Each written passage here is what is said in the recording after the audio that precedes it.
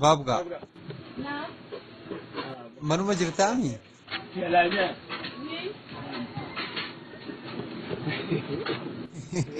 Bara na jettu na walla wala saati nan man jirrem beka.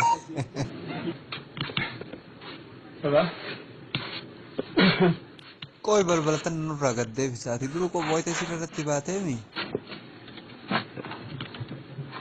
Inturemi ay warran ture na fakkaate kale sonef. Wallahi hadda yoo kana jarjarsu surre ma hiikkachu dadhabe siin jedhe.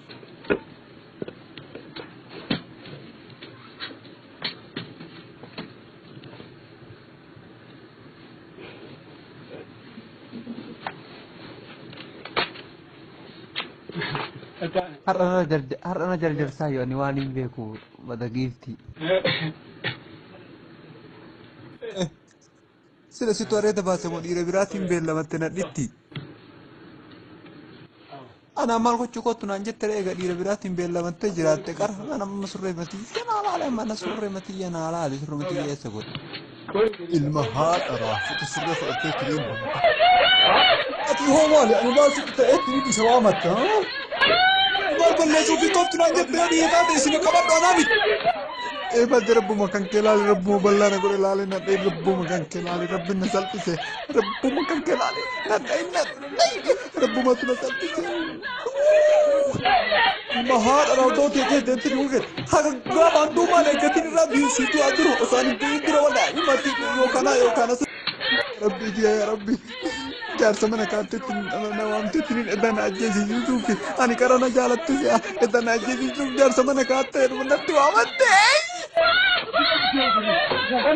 Edaa hojiin kan kennu ta'uu ati amma dubartii kan keessa jirtetti nu akkuma korma gaaraa walii kan deemu bada ba'a. Isa maalatu jaarsa kee. Manguddoon korkaasaa guyyoon si hanqate bishaan dhugaa ganadhisi eegguma kan kennan. Ka'ii bayi manuma isaatti faana galee ka'ii bayi maali yoo mara lubbuu tante dadhabde marti duydeetti himaa fuufan ajjeesi.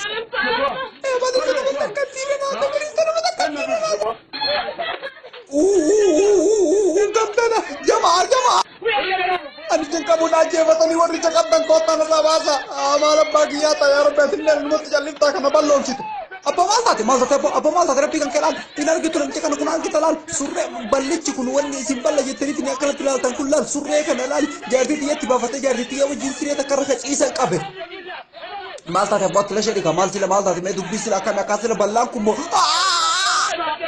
sila bomo rin fakkan hasu sila ballan kumbo boro ben kelal sila ma abo wan fakkan hasinu filati gurboni gen kunu kama ani ke jibani fuma surre na da base akala tinatti tamata hay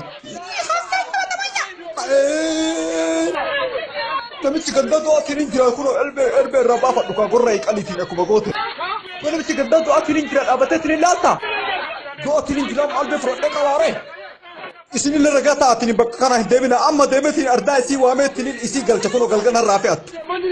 Ashoo akkana hin jenne wanni jedhan kun dhugama. Rabbuu arge nama ija lamaan qabutu waan kana dalagaa. Sibilla obbo. Nama garuu gandara olii gad deemuu dhiisitti mana fincaanii ta'ee deemu namatu nama sakka.